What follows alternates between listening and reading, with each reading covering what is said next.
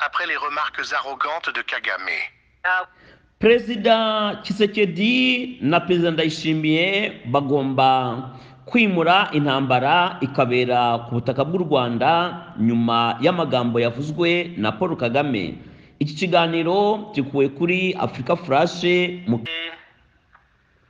cy'uburengerazuba ari cyo mu majyepfo, bavuga ko bose bashaka gutera u Rwanda. Abanyarwanda ndetse barambiwe ubutegetsi buriho, bwarambiwe abayobozi, ko bashaka gufasha abo barambiwe.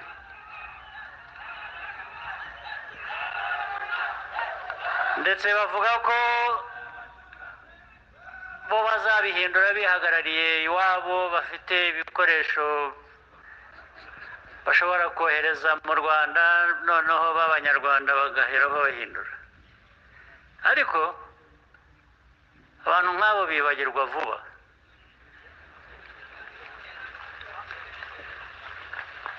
Barabigerageje n'ubundi nyine kenshi, ariko banibagirwa n'ibyo tubabwira buri munsi. Sinshaka kwirirwa mvuga wa mugani w'ikinyarwanda mwe bavuga ko u Rwanda rugira rute. oyavuga vuga n'ubusanzwe wamwe bavuga ku mugaragaro bivuge.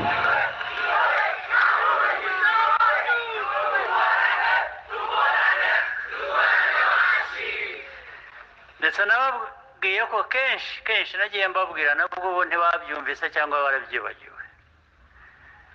Nababwiye ko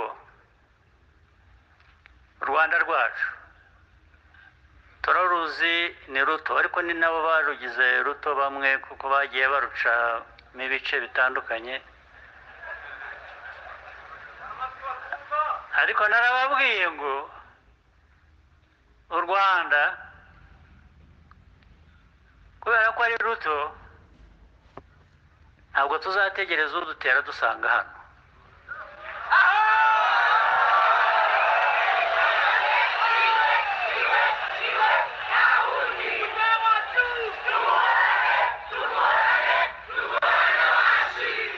Uko bivuze ngo ubwo tugiye kurwanira iwacu tuhangize, oya.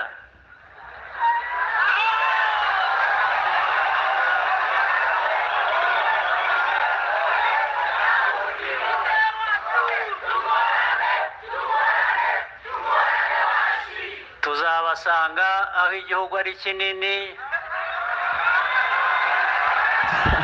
Bo nibinjira bizagenda bite? Bo niba basanga iwanyu bizagenda bite? Amahirwe yo kuba banini. Ubuto bwacu turaburinda, noneho tukajya mu binini tukabirangirizayo.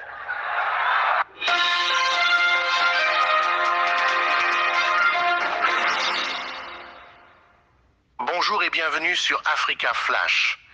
Qu'est-ce que Tshisekedi, la RDC et le peuple congolais ont besoin d'entendre de la part du dictateur Kagame, si ce n'est de riposter par les mêmes actions en menant la guerre sur le sol de leurs agresseurs? Dans la perspective tubahaye ikaze kuri Radio Flash, Africa Flash. Niki abaturage b'abakongomani bari bategereje ku magambo ya Paul Kagame atari kuvuga ku bitero yagabye ku butaka bwabo bwa Kongo? Du simulacre d'élection présidentielle du 15 juillet 2024, les récentes remarques de Paul Kagame au cours de sa campagne n'ont été rien de moins qu'arrogantes et provocatrices.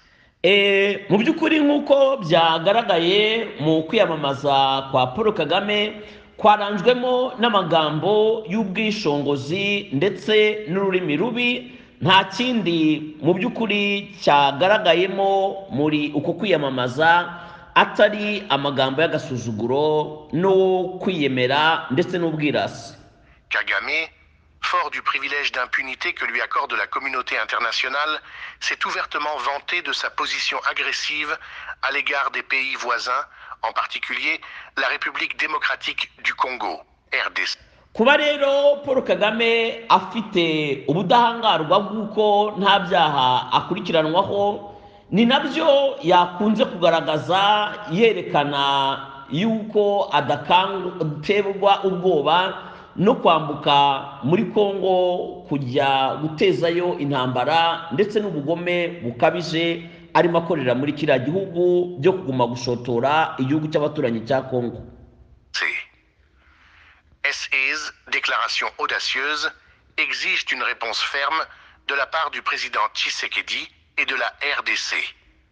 Ayo magambo nk'ayo ngayo y'ubwirasi ni icyemezo gikabije cyane cyo gutera Kongo ku mugaragaro, noneho yabyivugiye. Ntabwo byari bikwiriye yuko Tshisekedi yagumiza kubirenzaho uruho rw'amazi, ahubwo igihe kirageze cy'uko Perezida Tshisekedi ahaguruka amagambo nk'aya y'ubushotoranyi akagira icyemezo afata akerekana abaturage biwe yuko yanze agasuzuguro. La rhétorique de campagne de Kagame est empreinte d'un sentiment alarmant de droit et d'agressivité. Il a déclaré l'intention du Rwanda d'envahir les pays voisins en utilisant leurs ressources pour renforcer la sécurité du Rwanda. Kuba rero ibikorwa nk'ibi ngibi by'agasuzuguro Kagame ubwe yabyivugiye, avuga yuko u Rwanda rwiteguye gukora ibishoboka byose bagakoresha umutungo, bakinjira muri Kongo bagakora ibikorwa by'ubushotoranyi, bakagabayo ibitero kubera impamvu z'uko abungabunga umutekano w'igihugu cy'u Rwanda. Ibyo bikaba byagombye kuba ari romarike ikomeye cyane kuri leta ya Tshisekedi na Kongo muri rusange. Cela révèle ses ambitions expansionnistes et souligne son mépris pour la souveraineté et l'intégrité territoriale des autres nations.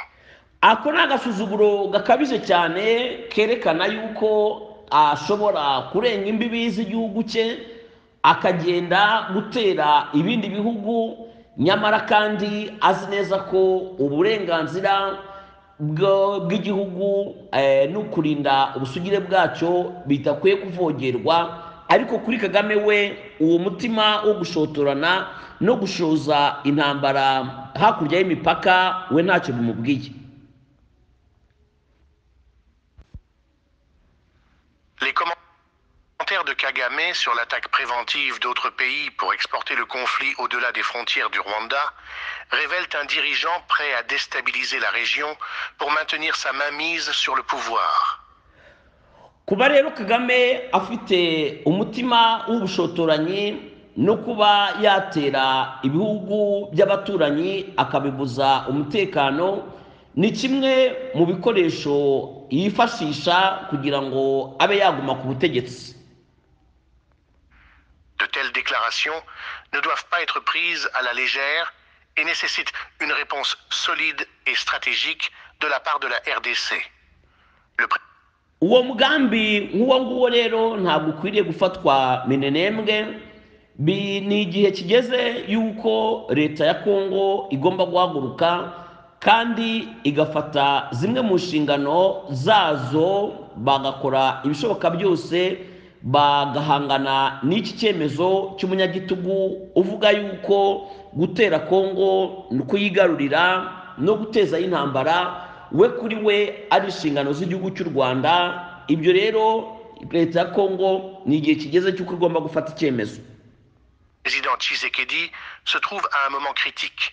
Les menaces flagrantes de Kagame et l'apparente indifférence de la communauté internationale ont créé une situation difficile pour la RDC.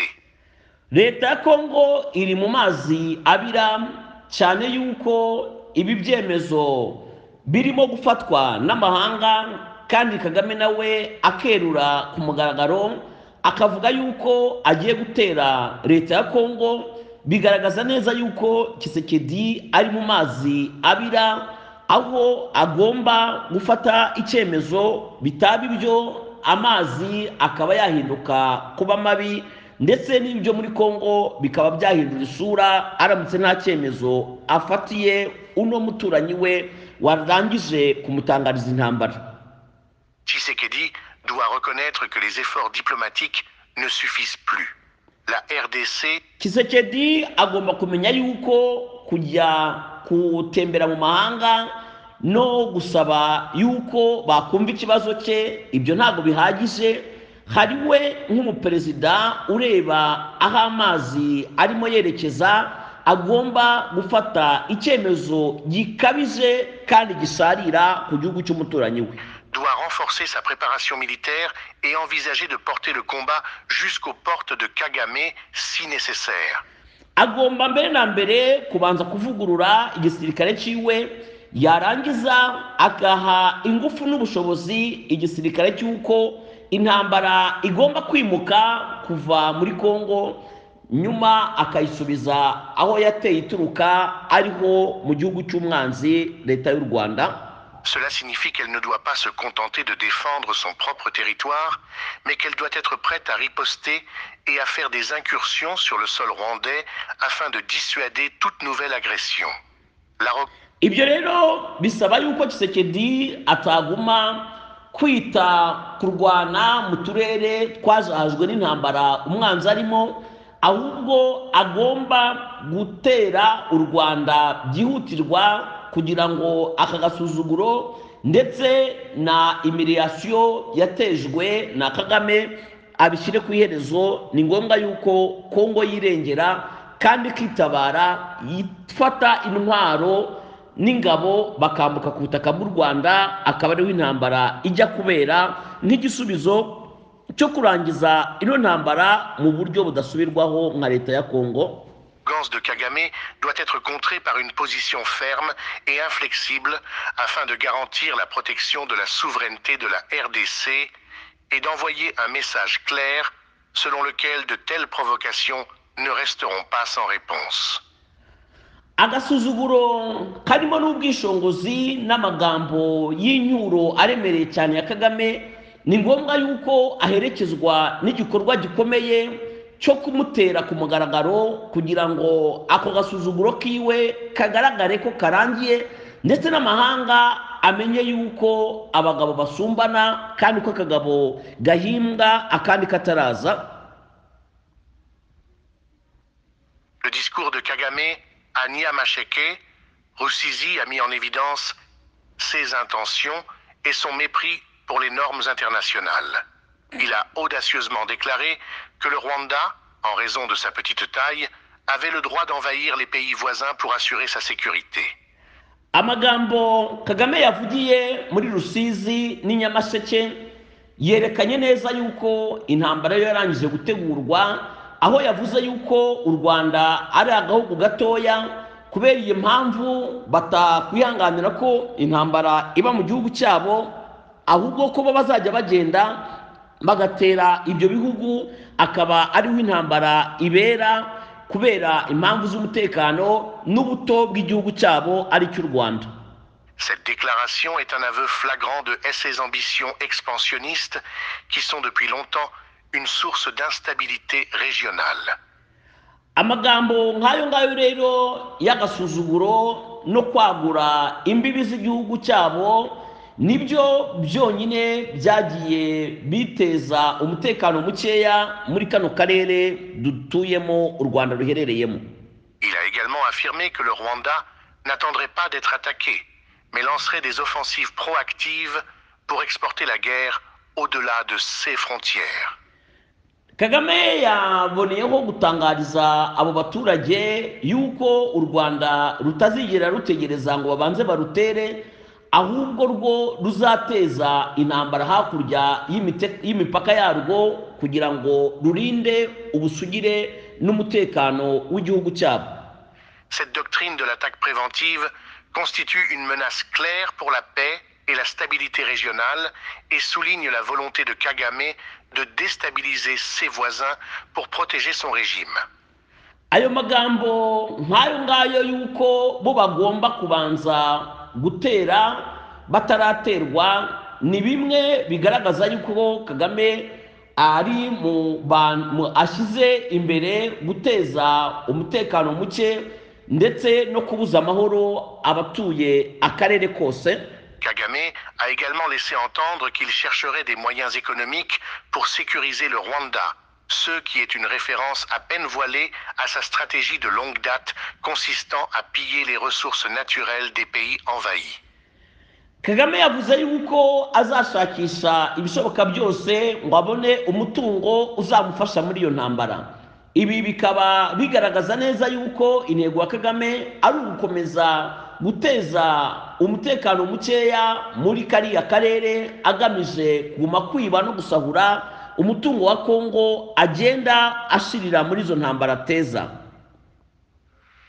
Cette approche cynique de la sécurité économique constitue une menace directe pour la souveraineté et la stabilité économique de la RDC et d'autres États voisins. Icyo kibazo cyo gusahura umutungo ukoreshwa mu ntambara ni bimwe birimo bigaragaza ihungabana ry'ubukungu bwa Kongo ndetse na bimwe mu bihugu by'abaturanyi kubera intambara irimo igendaho akayabo k'amafaranga menshi yakagombye akoreshwa mu kuzahura ubukungu bw'ibyo bihugu birimo na Kongo ndetse n'ibihugu by'abaturanyi bindi. Dans une partie particulièrement menaçante de son discours, Kagame a ciblé la RDC et le Burundi, avertissant que si le Rwanda envahit, il ne peut pas être envahi. Cette déclaration. Muri iyo discours kandi leta y'u Rwanda yiyamye ibihugu by'abaturanyi birimo leta ya Kongo ndetse na leta y'u Burundi, ababwira neza yuko u Rwanda ari igihugu gitera ariko ari igihugu kitazigera giterwa na gatoya. U Rwanda Ruratera Ntiruterwa en Kinyarwanda résume sa posture agressive et sa croyance en l'invincibilité du Rwanda, renforcée par le soutien ou l'indifférence de la communauté internationale. Ayo magambo rero Kagame yagize ati u Rwanda ruratera ntiruterwa, byerekana yuko ari igihugu kiyemeje agasuzuguro ndetse no kuvogera uyu muco wo gutera n'ubushotoranyi, ni nawo amahanga communauté internationale agomeje gushyigikira umuperezida ufite uyu mutima w'ubugome kandi umutima w'intambara. Ces déclarations font écho aux sentiments exprimés par son chef de cabinet, Mubarak Muganga, il y a quelques années au sujet de la RDC. La rhétorique constante. Aya magambo kandi subwa mbere avuzwe kuko kenshi yakunzwe gusubirwamo na Generali Mubaraka Muganga, bigaragaza neza ko uyu mugambi w'ubushotoranyi ari umugambi warangije already gupangwa na leta y'u Rwanda, ukaba isaha y'uno munsi urimo gushyirwa mu bikorwa. De domination et d'impunité de Kagame révèle son arrogance profonde et son mépris total pour la souveraineté des autres nations.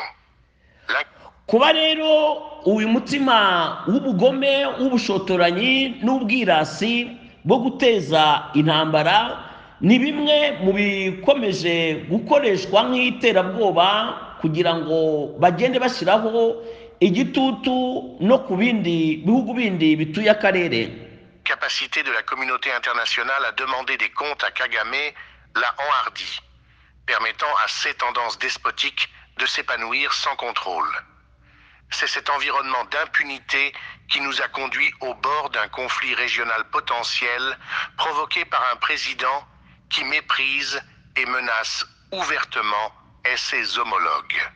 Iki kibazo ntabwo ari ikibazo cyoroshye na gatoya, kuko abantu benshi cyane bakunze kwibaza aho Kagame akura izo mbaraga, ariko iki kibazo cy'agasuzuguro nk'uko mwakomeje kubibona no kutubaha abaperezida bagenzi biwe bayobora bimwe bihugu biri muri bimwe mu bikomeje gufata nka Kagame nka perezida w'igihangange w'agasuzuguro, udashaka guca bugufi, udashaka kumvikana na bagenzi biwe, udashaka gushyira hamwe na bagenzi biwe, ahubwo afite umwuka mubi wo kumva buri gihe cyose yahora ashoza mu karere intambara.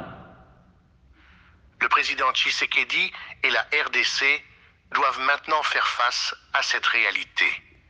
Ibyo bibazo byose rero uko bimeze, ni ngombwa ko Tshisekedi na leta ya Kongo n'abaturage bahangana n'ubu butegetsi bw'umunyagitugu. L'aveu par Kagame de ses intentions agressives ne laisse aucune place à la complaisance. Tshisekedi doit réaliser que le Rwanda, sous la direction de Kagame, représente un danger clair et présent pour la souveraineté de la RDC et la paix régionale.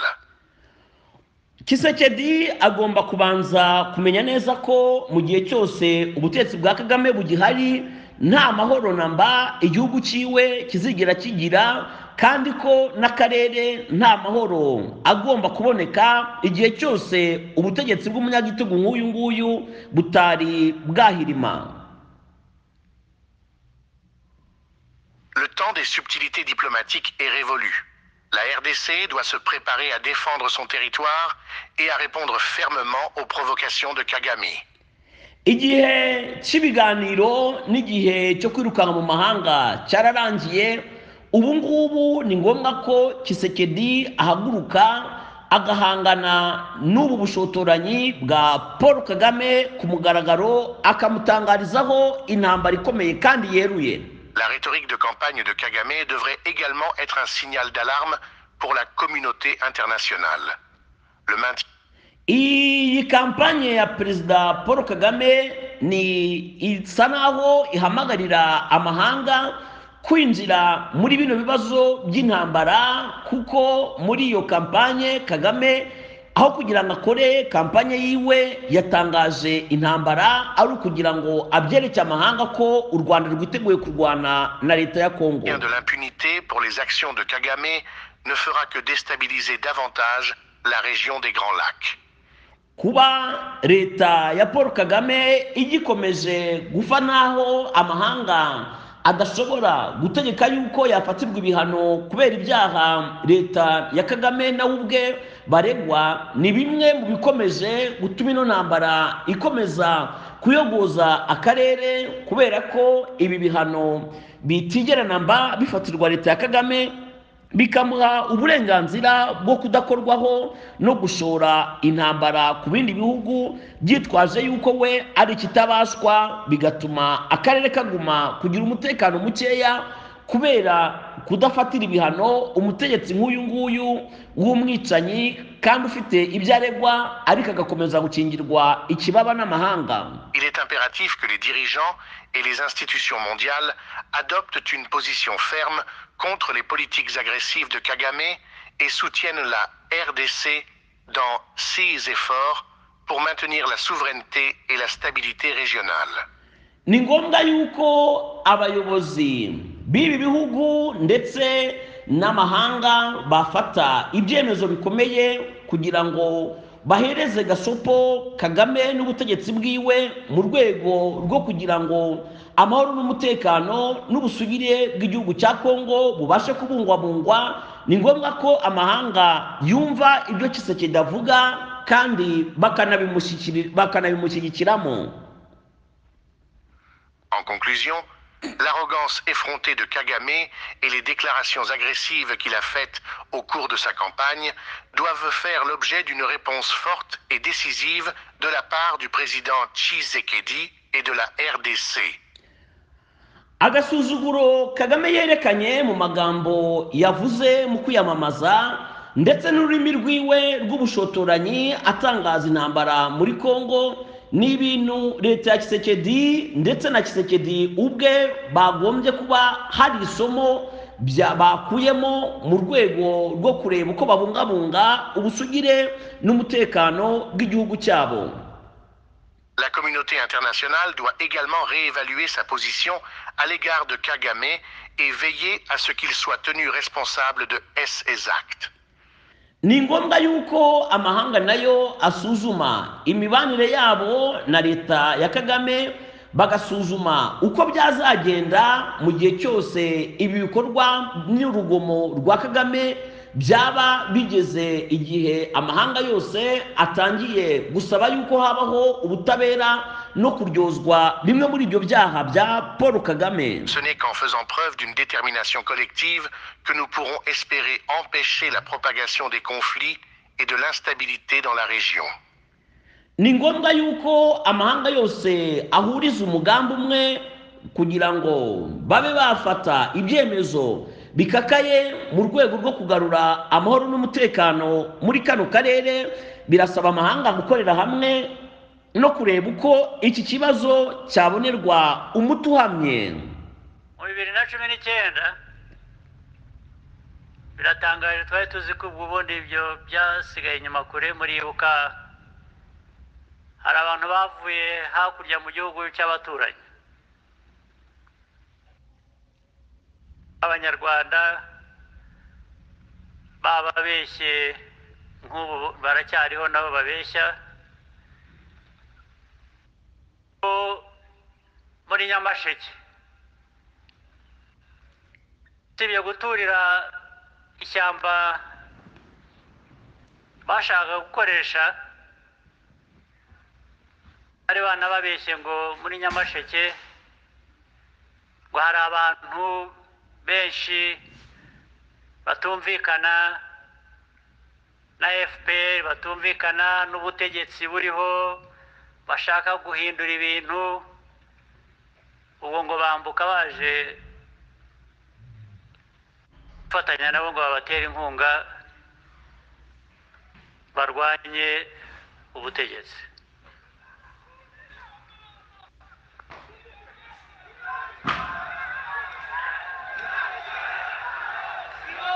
Ndetse bababeshye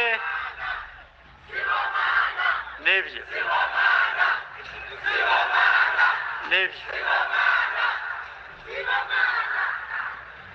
ndetse ndabivuga ngira ngo nihute tujye ku byangombwa.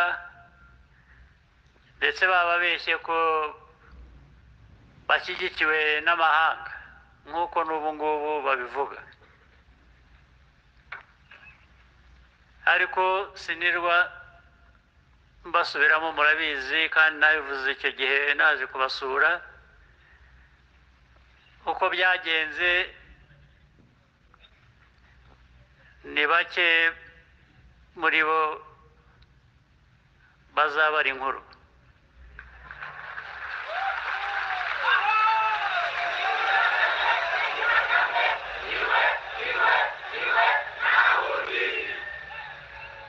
Kandi nuko basanze baribeshye mwese abanyamasheke, muri abanyarwanda nk'abandi banyarwanda, muri mu nzira imwe yo kubaka umutekano w'u Rwanda.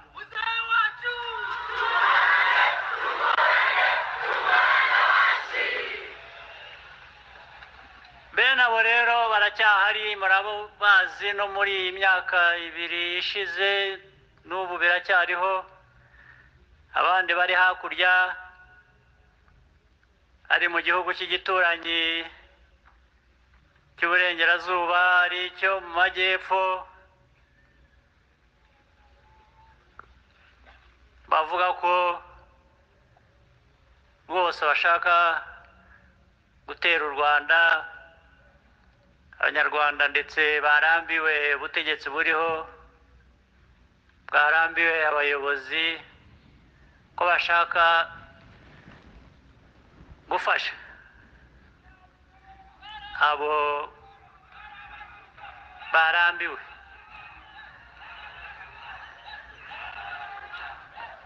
Ndetse bavuga ko bo bazabihindura bihagarariye iwabo, bafite ibikoresho bashobora kohereza mu Rwanda, noneho b'abanyarwanda bagaheraho bahindura. Ariko abantu nk'abo bibagirwa vuba.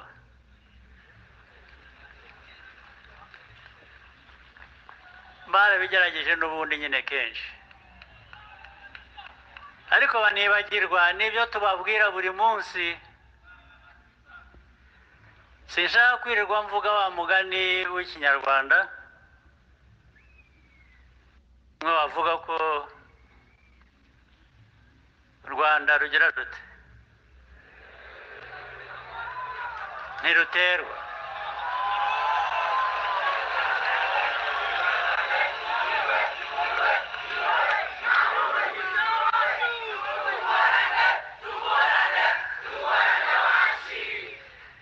ndetse nababwiye ko kenshi nagiye mbabwira nabwo ubu ntibabyumvise cyangwa barabyibagiwe.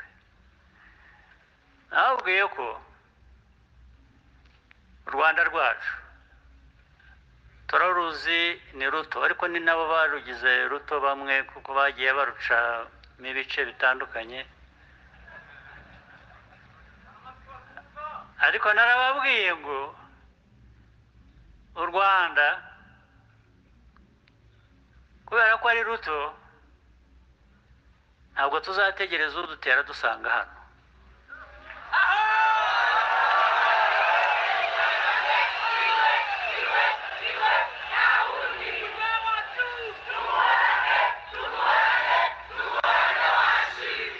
uko bivuze ngo ubwo tugiye kurwanira iwacu tuhangize oya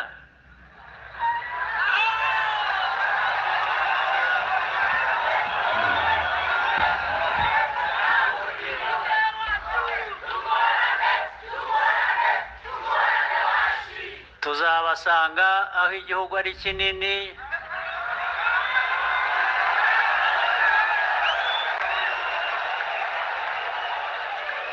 kandi si bo Imana yahaye amahirwe yo kuba banini.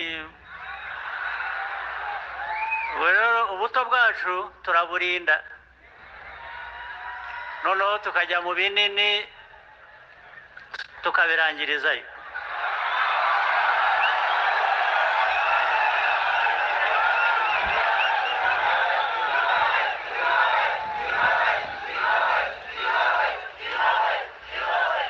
kandi nabwiye n'abandi nabo niba bumva nababwiye ngo kurinda u Rwanda ntawe tubisabira uruhushya.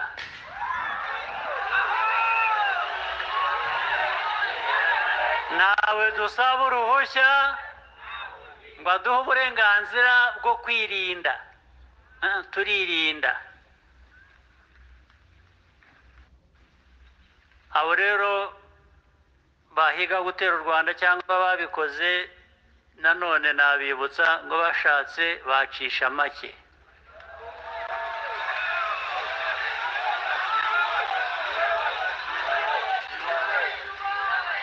bashatse bacisha make tukabana tugahahirana twese tukiteza imbere. niba batabishaka ntibindeba.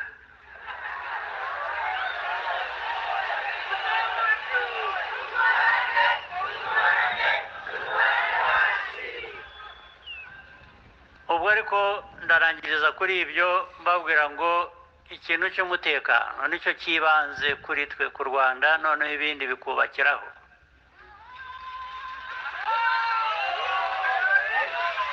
kugira ngo rero ushobore kwirinda neza urinde umutekano neza bishaka imbaraga z'abatuye icyo gihugu cy'u Rwanda cyacu, twebwe abanyarwanda,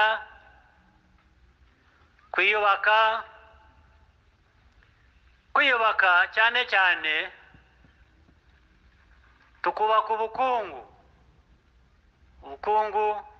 nibo bwaduha imbaraga zo kugira n'ibikoresho twifuza kwirinda.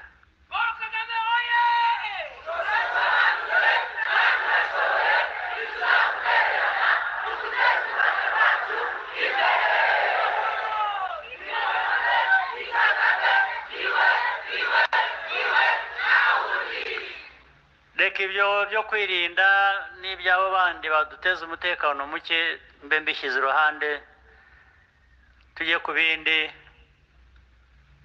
by'uyu munsi.